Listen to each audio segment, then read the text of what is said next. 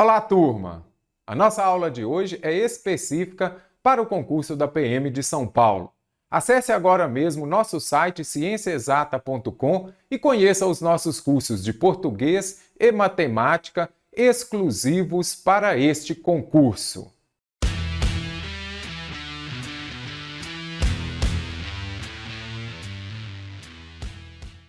Quando a VUNESP cobra concordância, terá com certeza o verbo haver. Tem verbo haver? Lembre-se de que o verbo haver, no sentido de existir, ele é um verbo impessoal. É usado sempre na terceira pessoa do singular. Outras formas da VUNESP cobrar concordância também coloca o verbo e depois coloca o sujeito pós-posto ao verbo.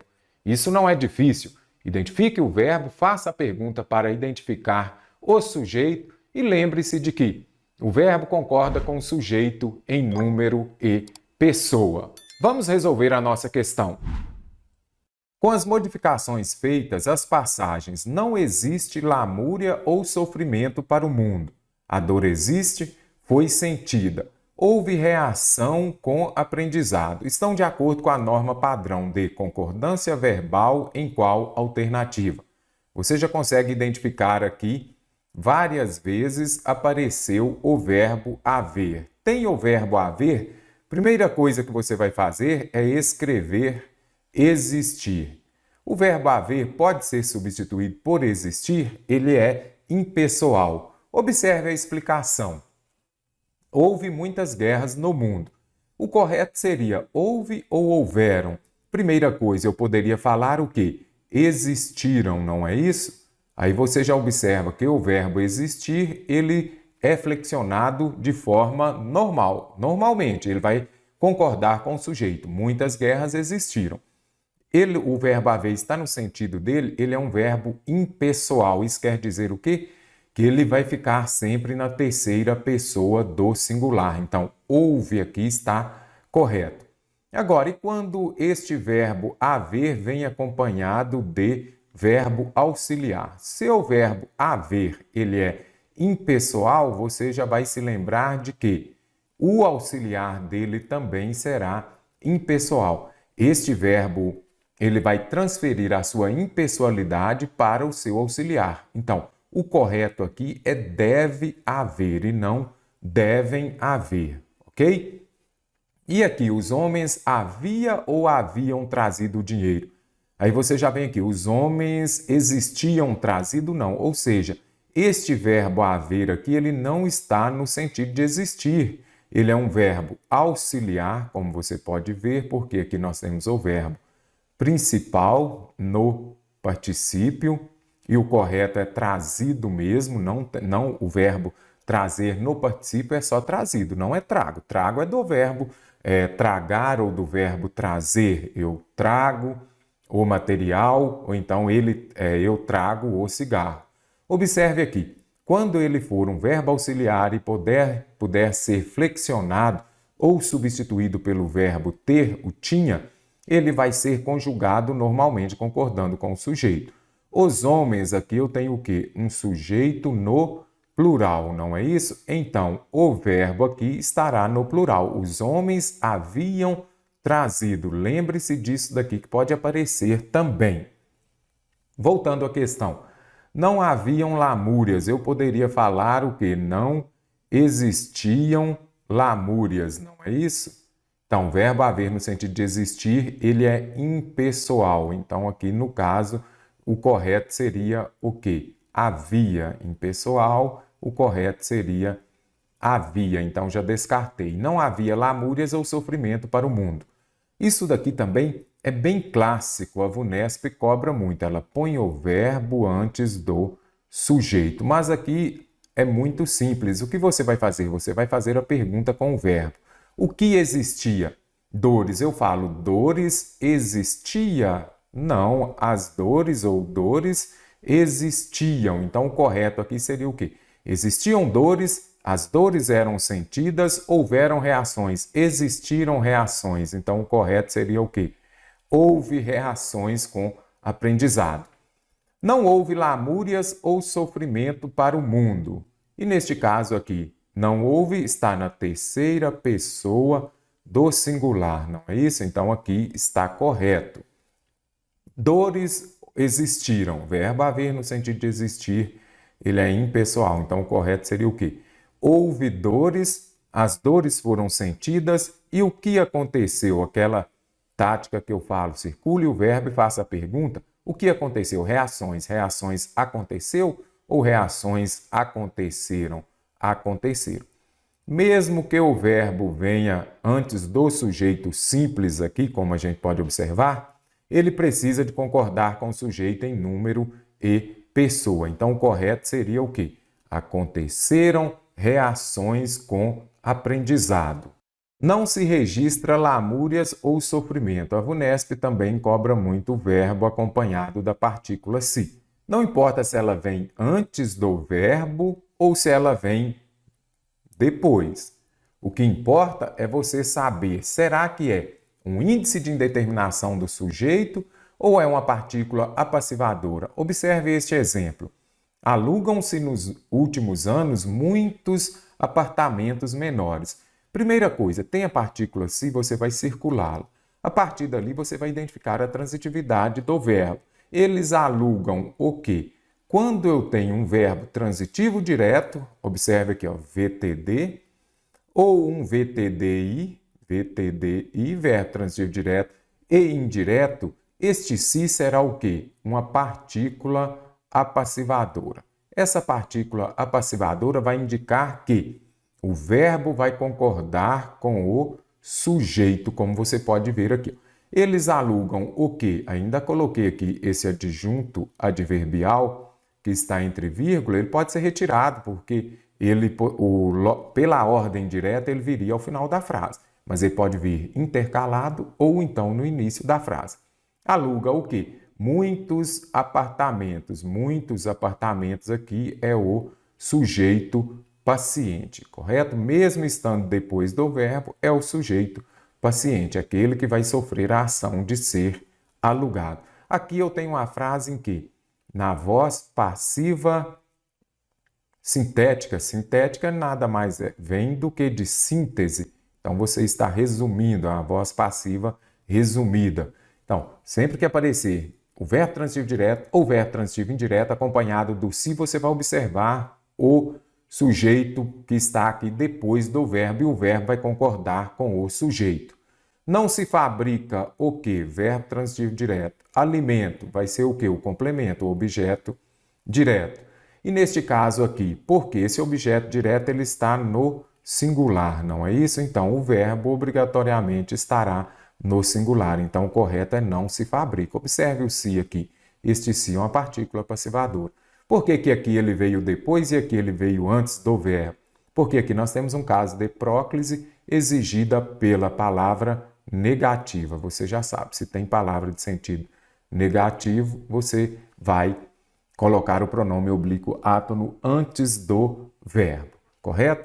Mas se for um verbo transitivo, não se trata de quê? Verbo transitivo indireto. Se for um verbo intransitivo, um verbo transitivo que as bancas cobram muito, ou um verbo de ligação, ele fica, o verbo aqui, neste caso, ficará na terceira pessoa do singular. Por quê? Porque essa partícula se aqui, ela é o índice de indeterminação do sujeito. Isso quer dizer o quê? Que o sujeito será indeterminado, correto? Então, não dá para errar. Pense nisso aqui, lembre-se disso. Não se trata, mas eu tenho dificuldade em transitividade verbal, não sei se é um verbo transitivo direto ou indireto. Não importa, observe aqui, ó. Quer dizer, importa, mas você vai conseguir saber. Esse dia aqui, ele é o quê? Uma preposição. O verbo acompanhado de preposição é um verbo transitivo indireto. E o verbo mais cobrado aqui é o trata mesmo. Então, o correto é não se trata de boas ações. Ah, mas isso aqui não é um sujeito no plural? Não, acabei de falar que o sujeito será indeterminado. Sempre que for um índice de indeterminação do sujeito, sujeito indeterminado. Memorize isso daqui que vai ajudar muito você a resolver as questões. E agora, não se registra, vamos fazer assim, ó, o que? Verbo transitivo direto. lamúrias ou sofrimentos para o mundo. Lamúrias ou sofrimentos ou sofrimento para o mundo, aqui nós temos o quê? Um sujeito no plural, não é isso? Olha aqui, lamúrias. Então, o verbo aqui, o correto seria o quê? Não se registram lamúrias ou sofrimento para o mundo. Está aí as dores, então já descarto a alternativa, por quê? Tem um verbo transitivo indireto, aqui eu tenho uma partícula passivadora, o verbo tem de concordar com o sujeito no plural. Como ele está no singular, está errado. Está aí as dores, aí você vai falar. O que está? Faça a pergunta. As dores está? Não, as dores estão. Então o correto seria: estão aí as dores. Sentiu-se ou sentiram-se? Sentiram-se por quê? Aqui está subentendida, sentiram-se o sujeito às dores para não repetir. Pelo contexto, você já sabe que está se referindo às dores. Então, o correto seria: sentiram-se as dores e o que aconteceu? Reações. Reações no plural, o verbo no plural aqui está correto. Mas aqui as outras estão erradas. Não há lamúrias. Aqui está no sentido de existir, vamos ver? Não existem lamúrias. Então, certinho, o verbo haver no sentido de existir, ele é impessoal. As dores existem. O que existe? As dores. Então, as dores existem, sujeito aqui no plural, aí você já sabe, o verbo também no plural. Sentiram-se o quê? As dores. Vou colocar aqui. Mas você viu que não colocou para evitar a repetição. Eu iria falar, as dores existem, sentiram-se as dores? Não precisa. Então, aqui também está correto. O que houve? Reações. Existiram reações. Verbo haver no sentido de existir, ele é impessoal, sempre na terceira pessoa do plural. Então, letra D está correta. Não se registra lamúrias ou sofrimento para o mundo. Aqui você já consegue identificar o quê? O que não se registra? O quê? Verbo transitivo direto. Então, já vimos que lamúrias aqui, o sujeito está no plural, o verbo precisa de estar no plural. Então, o correto seria: não se registram lamúrias ou sofrimento para o mundo. Há dores, certinho. As dores foram sentidas, também está correto. Aconteceu o quê? Reações, eu falo o quê? Reações aconteceram. Conseguiu compreender aqui? Então, reações aconteceram. Então, aqui descarto também a alternativa E. A próxima questão está contemplando colocação pronominal. Terá também na sua prova. Quando aparecer colocação pronominal, lembre-se de próclise, o pronome vem antes do verbo. Mesóclise, o pronome vem no meio do verbo. Você usará mesóclise quando tiver um verbo no futuro do presente ou do pretérito. E por último, ênclise, o pronome vem depois do verbo. As regras mais cobradas estão relacionadas à próclise. Lembre-se do Enéas 4P, que são as palavras atrativas. Sempre que aparecer Enéas 4P, você vai usar a próclise. É importante também ressaltar que a próclise prevalece sobre a mesóclise e a ênclise. Tem palavra atrativa? Tem uma regra de próclise? Obrigatoriamente, o pronome precisa de estar antes do verbo. E lembre-se também de que você não pode iniciar frase com os pronomes oblíquos átonos. Te amo, por exemplo, como muitos falam, não tem problema. Mas vai escrever, não pode iniciar frase com os pronomes oblíquos átonos, correto? Vamos lá. Como disse, o que as bancas mais cobram é próclise, não é isso? Então, tem colocação pronominal, você já precisa de saber quando o pronome é colocado antes ou depois do verbo. Lembre-se disso, a próclise vai prevalecer sobre a mesóclise e a ênclise. A próclise é a mais cobrada. Por que eu trouxe aqui umas regras de próclise? Porque aparecem com grande frequência. A próclise é quando o pronome é colocado antes do verbo. Aí criei o Enéas 4P. Então, falo, quando tem colocação pronominal próclise, lembre-se do Enéas 4P. O que é o Enéas 4P? São os casos, as regras mais cobradas de próclise. Então, quando aparecer a preposição em mais verbo no gerúndio, em se tratando de esportes, o tênis é o melhor. Ok, então apareceu. Aí você observa aqui, ó, vou fazer só este exemplo em se tratando de alguma coisa. E aí você já observa, olha, verbo no gerúndio mais a preposição em. Então aqui nós temos o pronome oblíquo átono, ele veio antes do verbo. Se ele veio antes do verbo, nós temos um caso de próclise.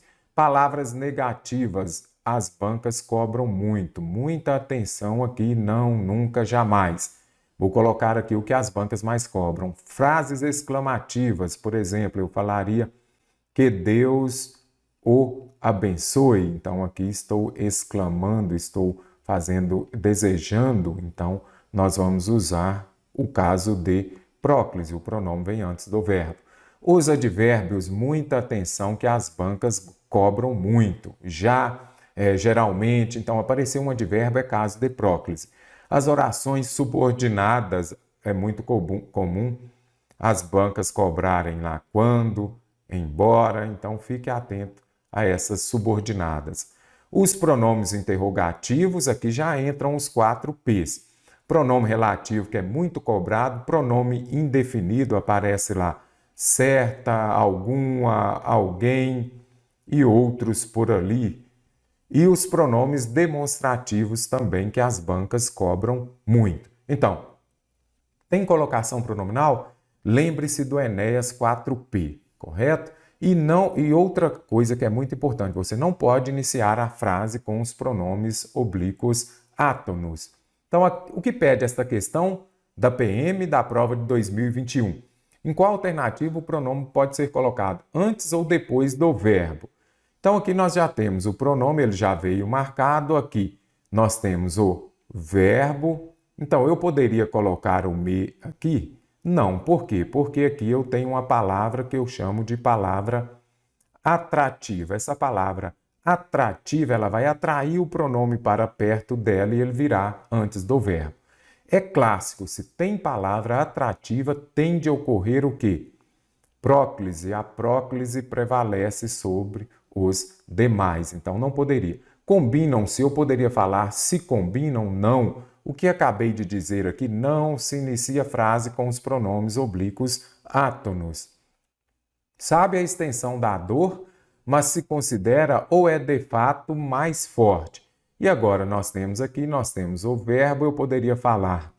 Sabe a extensão da dor, mas considera-se mais forte. Será que poderia? Tem uma palavra atrativa aqui? Não. Aqui eu tenho o quê? Uma conjunção coordenada. E lá, coordenada. E aqui no Enéas 4P, você observa as subordinadas.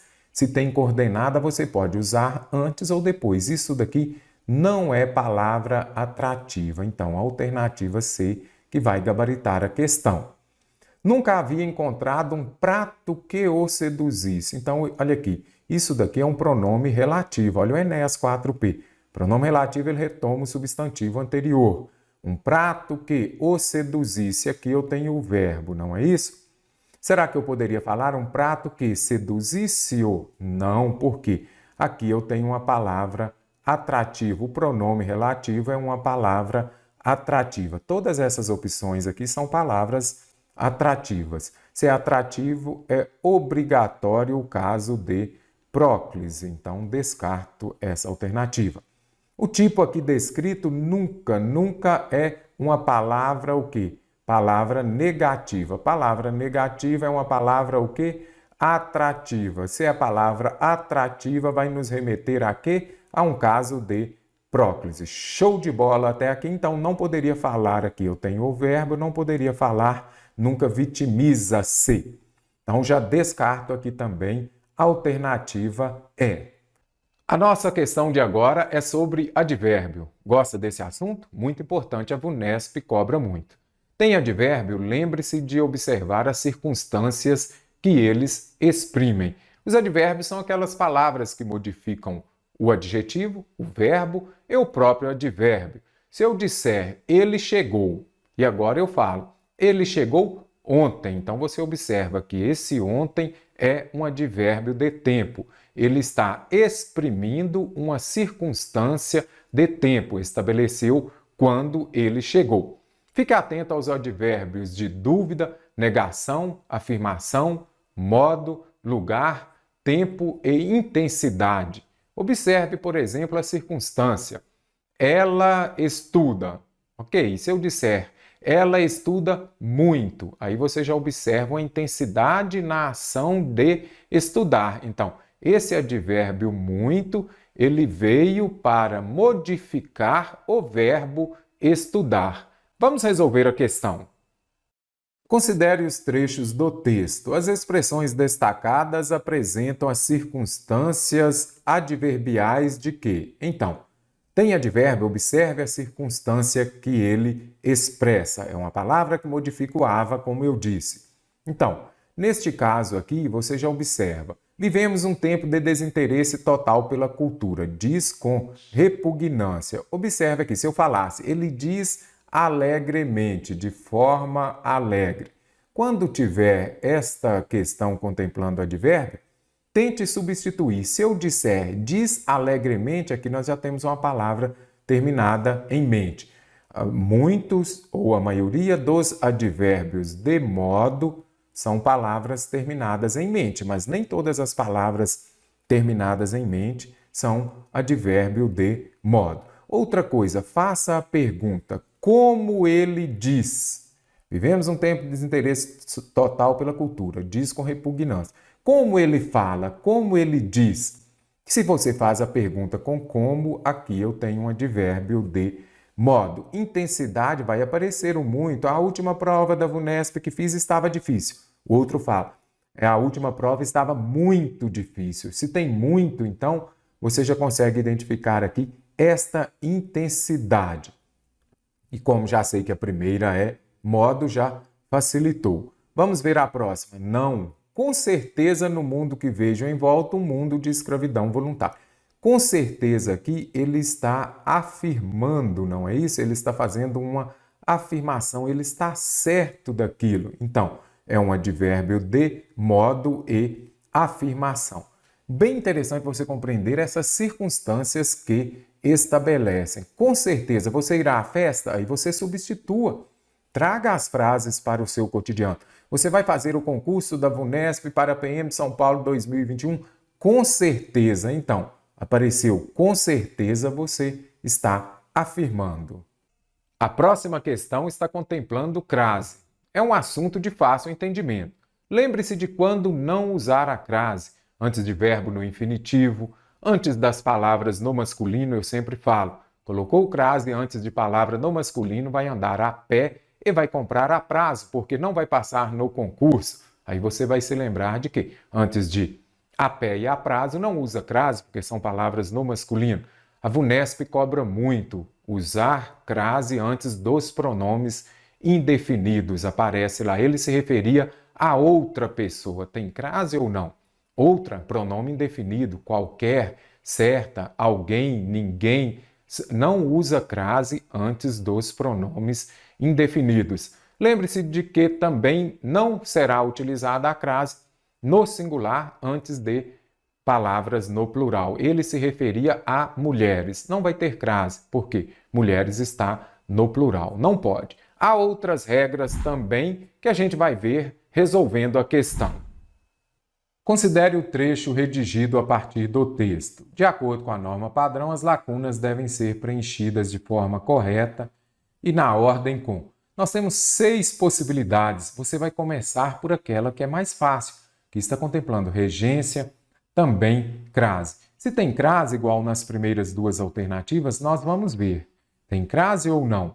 A ideia de que seríamos escravos do sistema remete muito significativamente à forma, com crase ou sem.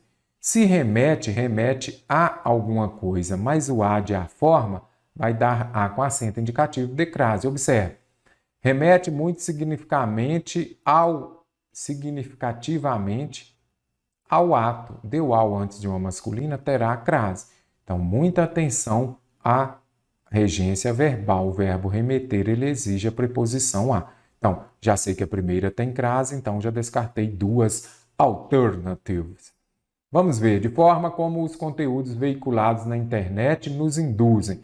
Se nos induz aquele conteúdo, ele nos induz a alguma coisa. E neste caso aqui eu tenho um verbo, não é isso? Eu uso crase antes de verbo não, que nos induzem a fazer. Então, tem crase aqui na segunda, tem crase também na segunda aqui, não pode, não pode. Gabaritamos a questão sem sofrimento. Caro estudante, é VUNESP, mesmo questão de nível superior, tem 2 ou 3 possibilidades? Comece pelas mais fáceis. Crase aqui de novo, vamos ver, lá na penúltima.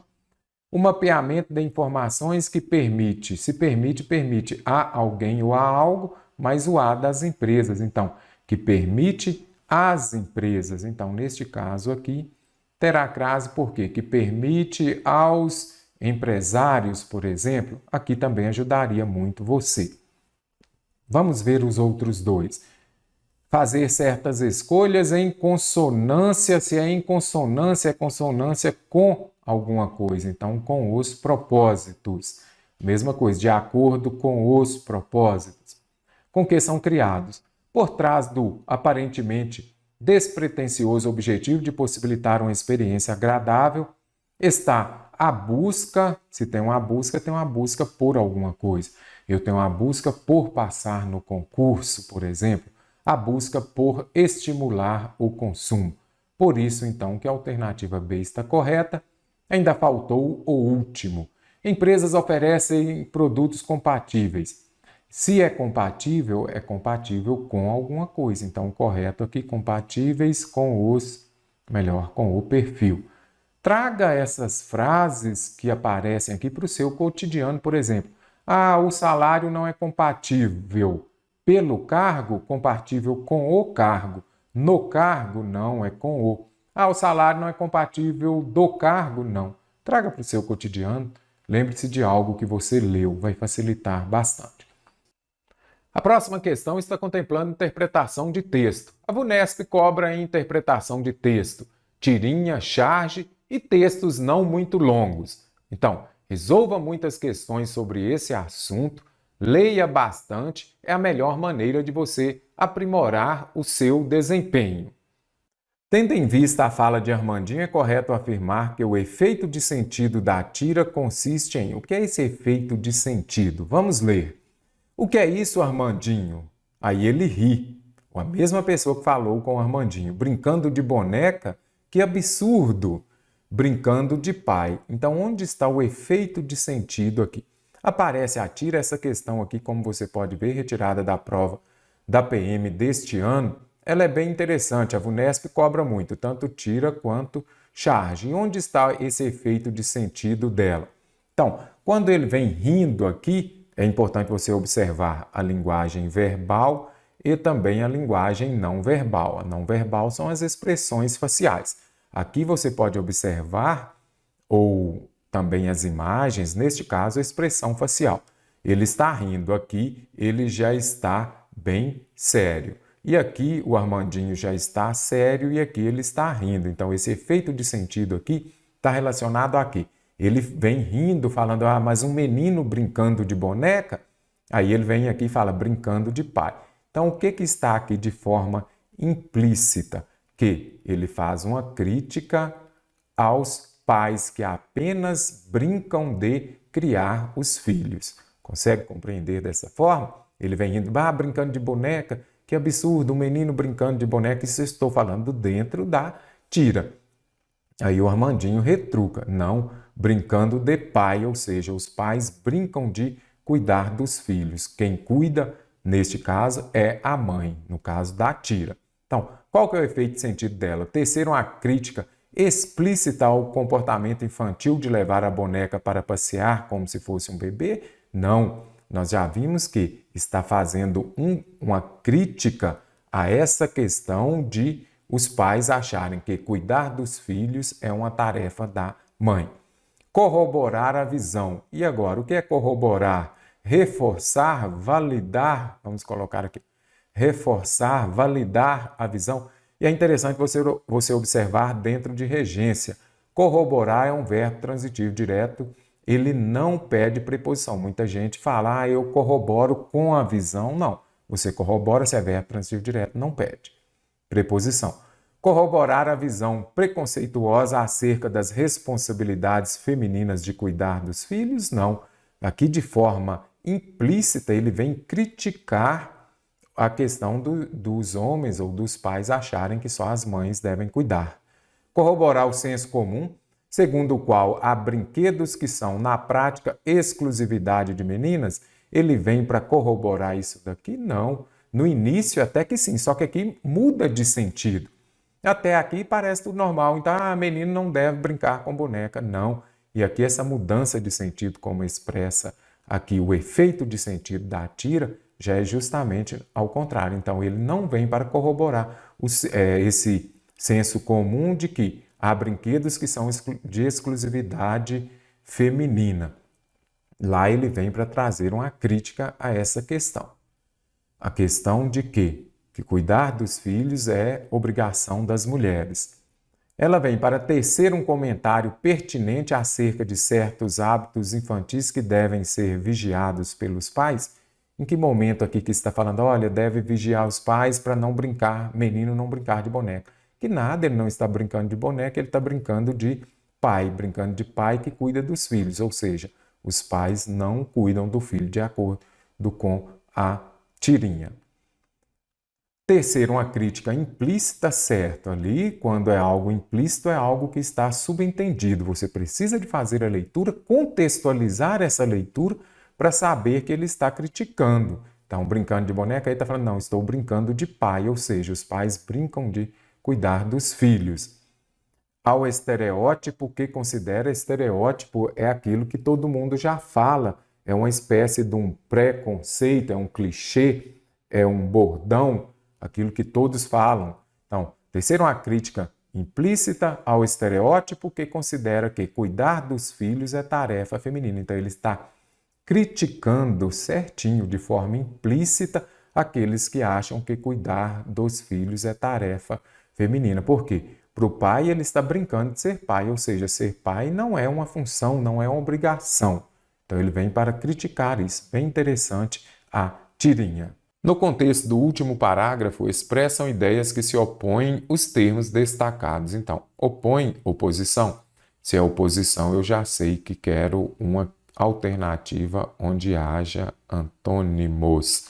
Antônimos são palavras que possuem sentidos opostos.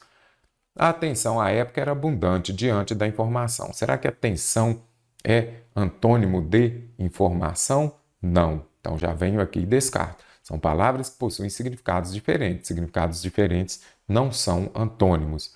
A informação se tornou abundante e a atenção um recurso escasso. A água em abundância, a água está escassa. Então, aqui eu tenho palavras antônimas. Antônimas são palavras que possuem significados opostos. Então, abundância é oposta a escasso. Acessamos muito mais informação do que precisamos. Eu preciso de significados diferentes.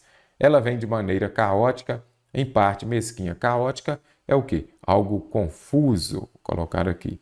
Confuso. E mesquinha é algo avarento, miserável, feita de qualquer besteira capaz de capturar nossa atenção.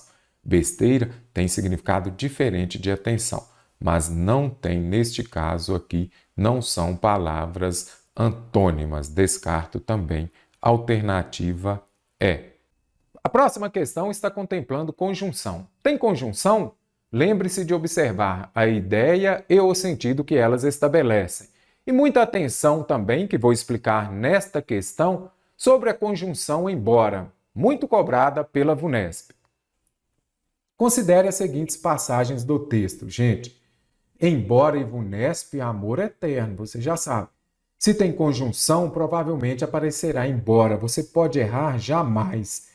E aqui apareceu o pois, não é isso? Vou apagar aqui e grifar menos. Pois. As conjunções em destaque estabelecem, respectivamente, relações de sentido. Gente, tem conjunção? Observe o sentido, observe a ideia que ela estabelece. E a conjunção embora, ela é o quê?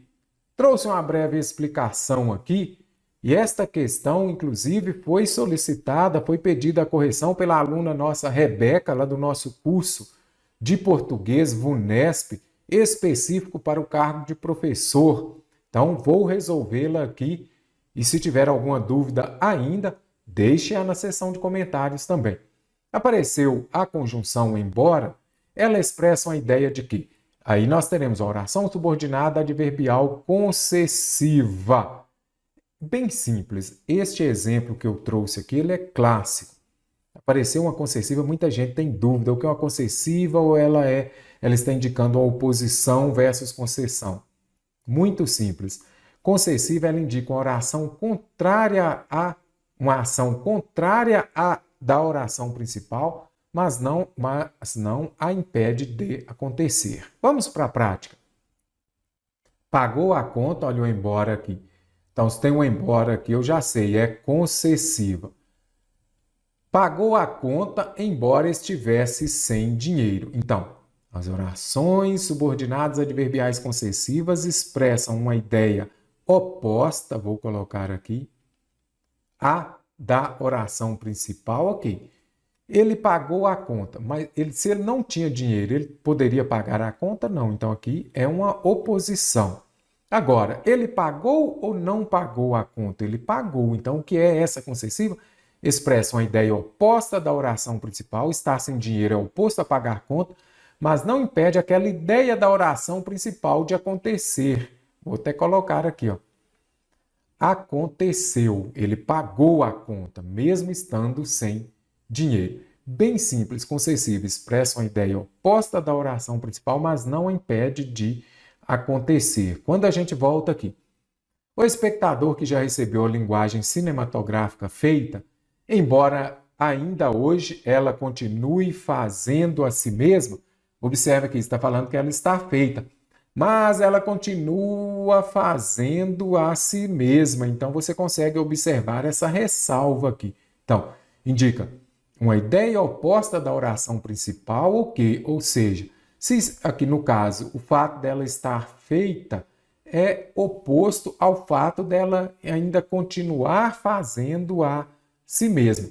Mas ela está feita ou não está? Ela está feita. Então, fato oposto ao da oração principal, mas não impede de acontecer, ou seja, continua se fazendo, mas está feita, correto? Então, eu já sei que tem uma ideia de concessão aqui, já posso descartar essas outras alternativas. E aí sobrou o quê? Conclusão, o pois, ou o pois é explicação? Os dois, o pois pode ser conclusão ou explicação, agora, mas você tem que saber. Quando usamos o pois, aí você já fala assim, ó, quando o pois vem antes do verbo é valor explicativo. Quando ele vem depois do verbo, ele tem valor de conclusão, correto? Até aqui está bem tranquilo. Pois antes do verbo, explicação. Pois depois do verbo, tem ideia de conclusão. Mas e aqui embaixo, vamos ver? Pois no geral, ok. E agora, o que está em xeque aqui são as vírgulas aqui, ó, o pois entre vírgulas. Imagino que você já saiba, por exemplo, quando esse pois vem entre vírgulas, ele tem valor conclusivo, correto? Então, aí você já vem aqui, pá, olha, o pois está entre vírgulas, então, ideia de conclusão. Alternativa A. Acertou? Não. Errou? Por quê? Não pode ser, a gente ainda precisa de ir mais. Vamos além. Então, se vem entre vírgulas, tem valor de conclusão. Passei no concurso dos meus sonhos. Devo, pois, festejar. E neste caso aqui, ó, o pois, você pode observar aqui que ele está entre vírgulas, ideia de conclusão. Aí você vira e fala assim, mestre, mas por que aqui embaixo ele está entre vírgulas e o gabarito da questão é valor de explicação? Vamos ver. E quando, pois, vem apenas precedido de vírgula, é valor de explicação. Entre vírgula, conclusão. Depois de vírgula, explicativo. Não solte balões, pois eles podem causar danos à sociedade. Ideia de explicação, como você vê aqui, ó. Como você vê, o pois vem antes do verbo, da locução verbal, né? Vamos colocar aqui, ó. O pois vem antes da locução verbal, pois antes do verbo tem valor explicativo. Então, aqui ele tem valor explicativo, pode ser substituído por porquê. Agora, então, por que aqui, neste caso, ele tem valor de explicação mesmo estando entre vírgulas. O que é que você tem de observar aqui? Eu tenho o quê? Um adjunto. Nessa daqui, o examinador foi capcioso. Questão extremamente confusa. Você tinha que ter realmente olhos de lins, mas quem faz prova tem de ter olhos de lins. O que é que você observa aqui? Adjunto adverbial, ele está o que aqui? Intercalado. Quando ele é intercalado, ele virá separado por vírgula, exceto se for de curta extensão, 1, por exemplo. Mas aqui não importa você saber, mestre, ele é de curta ou longa extensão. O examinador já trouxe aqui entre vírgulas. Então, por quê? Como ele está intercalado, ele virá entre vírgulas. Vamos retirar o no geral. Aí nós podemos retirar a vírgula, não vamos retirar? Aí você vai observar aqui. Griffith, por sua vez, argumentava que o público a entenderia perfeitamente, pois era assim que funcionavam os processos narrativos na literação de ficção no geral. Então você vai observar o quê? Aqui eu tenho um adjunto adverbial intercalado, ele foi deslocado para o meio da frase. Ele precisa de vir entre vírgulas. Então, estas vírgulas que aparecem aqui, ó, aqui a vírgula antes do pois, dá uma ideia de quê? De explicação. Até aqui, ok. Agora, esta vírgula e esta vírgula aqui, você já sabe por quê? Porque eu tenho um adjunto adverbial. Você conseguiu compreender agora? Se eu retirar o adjunto adverbial, eu retiro as duas vírgulas. E o pois aqui, quando ele vem depois da vírgula, ele tem valor de explicação. Letra C de complexa é o gabarito desta questão. Conseguiu compreender? Então, concursando, acesse agora mesmo cienciaexata.com, conheça os nossos cursos, inclusive o curso específico para o concurso da PM de São Paulo. Acesse agora cienciaexata.com e faça parte da nossa turma CIEX. Para responder a questão seguinte, vamos considerar a passagem. A quem vá mais longe, diga que a dispersão no mundo digital pode ser mesmo um modo de vida. Sou dos que desconfiam que há um problema bastante grave aí, que em geral costumamos empurrar para debaixo do tapete.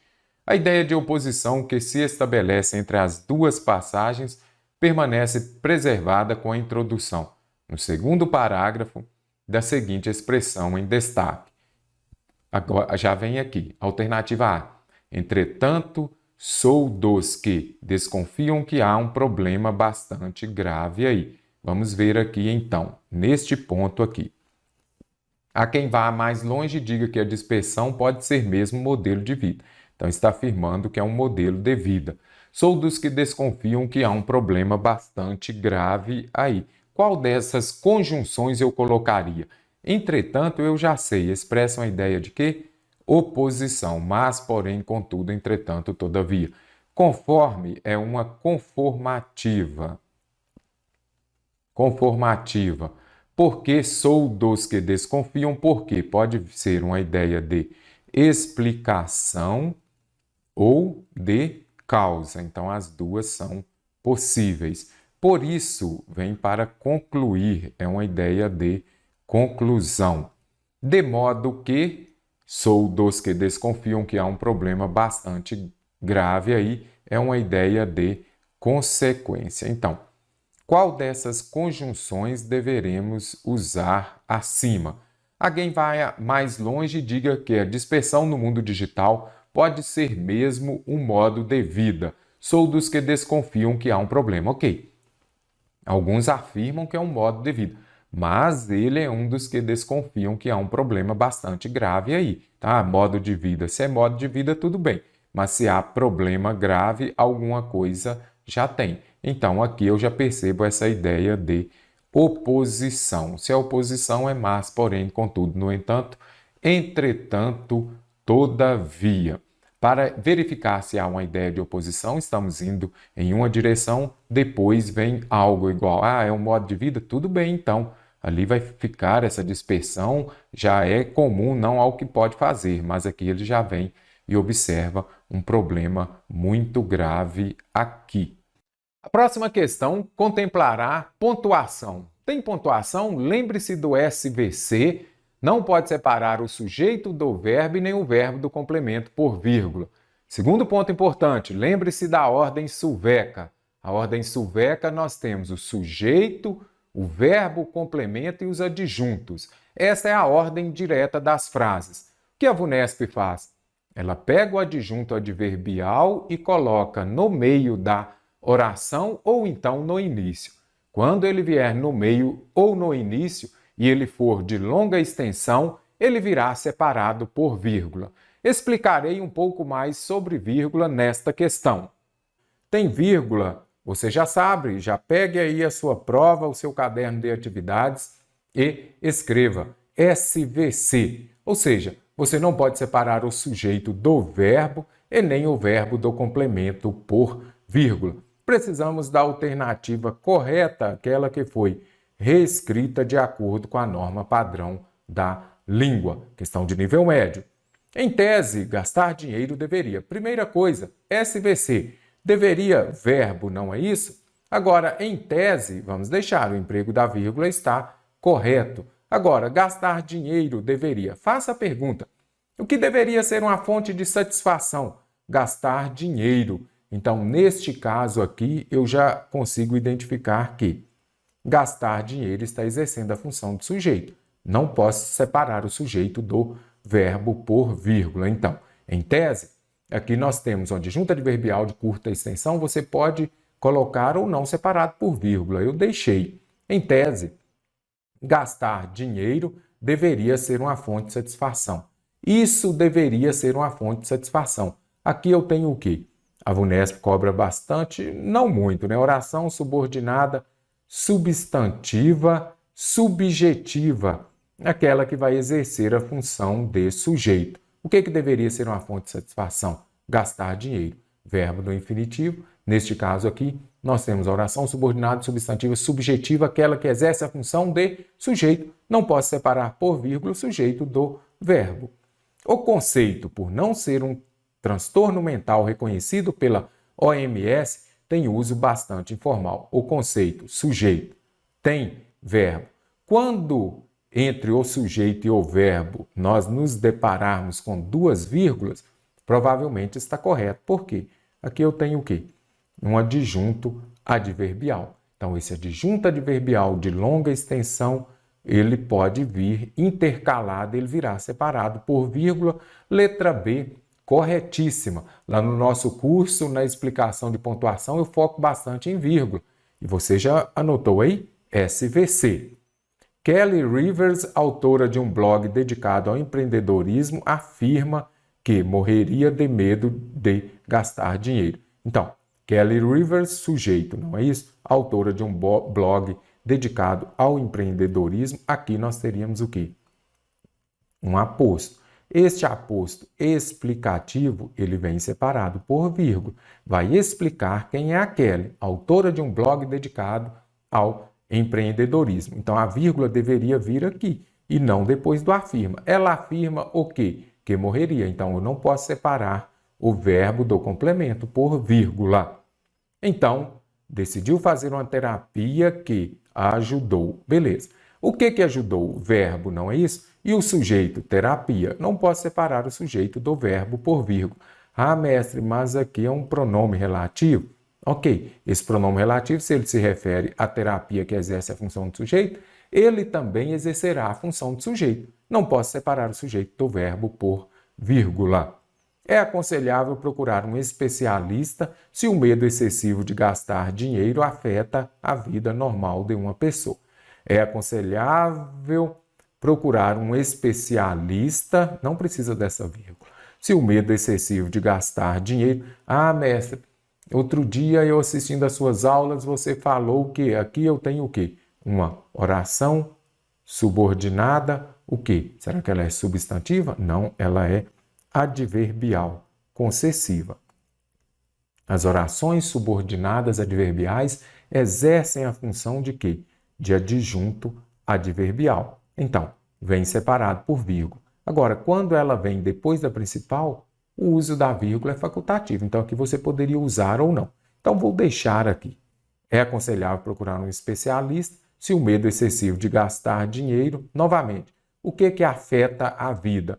Medo de gastar dinheiro, olha aqui, sujeito. Eu posso separar o sujeito do verbo por vírgula? Não posso, não importa a distância que um esteja do outro, mas eu não posso separar o sujeito do verbo por vírgula.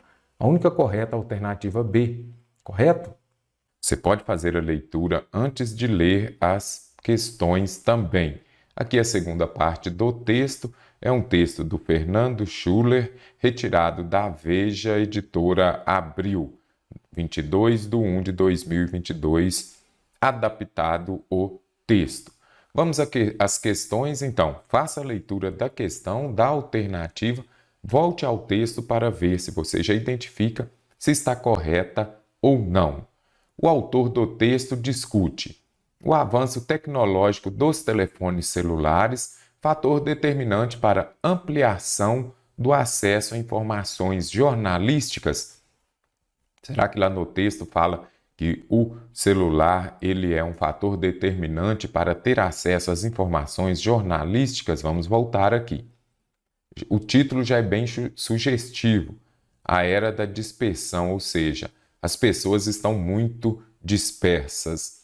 Leio que nós brasileiros gastamos 3 horas e 42 minutos todos os dias nas redes sociais. Então aqui já é um número bem interessante. 3 horas e 42 minutos nas redes sociais. Pouco mais de 10 horas na internet, sendo metade disso em um. Há quem diga que não vê nenhum problema nisso. A sobrecarga de informação, outra informação importante, é um fato do nosso tempo e é natural que percamos um pouco do dia separando o joio do trigo. Há quem vá mais longe e diga que a dispersão no mundo digital pode ser mesmo um modo de vida. Quando a gente volta à alternativa, aqui está falando que, ok, o avanço tecnológico dos telefones celulares, ocorre mesmo esse avanço, é um fator determinante para a ampliação do acesso a informações jornalísticas? Não. Quando a gente faz a leitura aqui no primeiro parágrafo, fala que a gente passa metade das 10 horas no telefone celular. Temos uma sobrecarga de informação, mas em momento nenhum fala que o uso do celular é um fator determinante para a ampliação do acesso às informações jornalísticas. Então, jornalísticas não. A disposição cada vez menos velada de alguns governos em dificultar. Será que lá no texto fala que os governos, cada vez de forma menos velada, cada vez de forma mais clara, eles tentam dificultar o acesso a informações políticas e econômicas sensíveis? Aqui nós temos o princípio da extrapolação. Essa informação não há no texto. Quando a gente faz a leitura de todo o texto, a gente não encontra esta informação falando que os governos estão cada vez menos velada, cada vez de forma mais clara, tentando dificultar o acesso a informações políticas e econômicas sensíveis. A preocupação das empresas de comunicação digital com a perda gradual do interesse de internautas pelas redes sociais, será que o texto discute? Quando a gente busca aqui também, não está falando desta perda. O que fala lá no começo do texto, por exemplo, é que, observe só aqui, 3 horas e 42 minutos nas redes sociais. Aqui vem falando, usando até a expressão guerra. Observe para você ver. Aqui, um ex-estrategista do Google, que trabalhava na empresa na área de programação persuasiva, era pago para criar estratégias de captura da atenção das pessoas. Então, aqui no próximo parágrafo também ele fala que vivemos uma epidemia, que é uma indústria inteira focada em capturar aquilo que cada um de nós tem de mais importante, que é o nosso tempo e nossa atenção. Então, quando a gente volta à alternativa C, essas empresas não estão preocupadas com a perda gradual do interesse de internautas pelas redes sociais. Pelo contrário, esse interesse ele vem o quê? Aumentando. Então não há essa perda. Posso descartar também. O uso de tecnologias de comunicação como estratégia para aumentar o interesse de alunos pelos assuntos discutidos em aula. Será que o texto discute o uso? Talvez eu ache isso porque sou um professor. Percebo o efeito destruidor sobre a atenção dos alunos pela simples presença de um celular em sala de aula.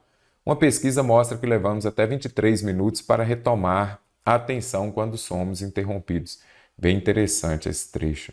Até 23 minutos. Você que estuda para concurso, então deixe o celular ali mesmo e foque nos seus estudos. Se fossem 10 ou 15 minutos, isso não seria lá a grande diferença. Esse não é o ponto central, ou seja, o celular atrapalha. Agora, o texto não discute. Essas tecnologias de comunicação elas podem ser uma boa estratégia para aumentar o interesse dos alunos pelos estudos, mas não é o que o texto discute. Lá ele vem criticando. O tempo excessivo gasto pelos usuários na internet acessando conteúdos estrategicamente criados para atrair a atenção. Então, será que o texto discute isso, esse tempo gasto? Quando a gente vem aqui, já vem falando que a gente gasta 3 horas e 42 minutos todos os dias nas redes sociais. Aqui no último também vem falando o quê? Que o ponto é que andamos em meio a uma guerra, ele vem falando lá do que as empresas fazem. Observe aqui, tem até a programação persuasiva, que ela é usada para criar estratégias de captura de atenção das pessoas. E aqui na sequência também vem falando da epidemia que a gente vive, que é uma indústria preparada para capturar aquilo que cada um de nós tem de mais importante, nosso tempo e nossa atenção.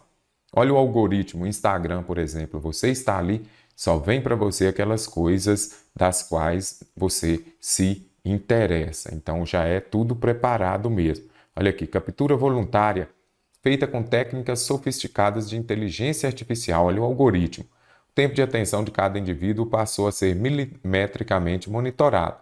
Tornou-se ele mesmo o produto. Há um velho conceito de liberdade como autodomínio em jogo aí. E é precisamente isso, a retomada do controle sobre nossa própria atenção. Este é o grande desafio da nossa época. Quando a gente volta aqui ao alternativo, tempo excessivo gasto pelos usuários na internet, ele discute acessando conteúdos estrategicamente criados para atrair a atenção. Quando eu li aqui, olha a forma de captura voluntária, olha aqui também o que ele chama de programação persuasiva. Vamos criar algo para persuadir ou então para atrair a atenção das pessoas. Por isso que a alternativa está correta. Então, concursando, acesse agora mesmo cienciaexata.com, conheça os nossos cursos, inclusive o curso específico para o concurso da PM de São Paulo. Acesse agora cienciaexata.com e faça parte da nossa turma CIEX.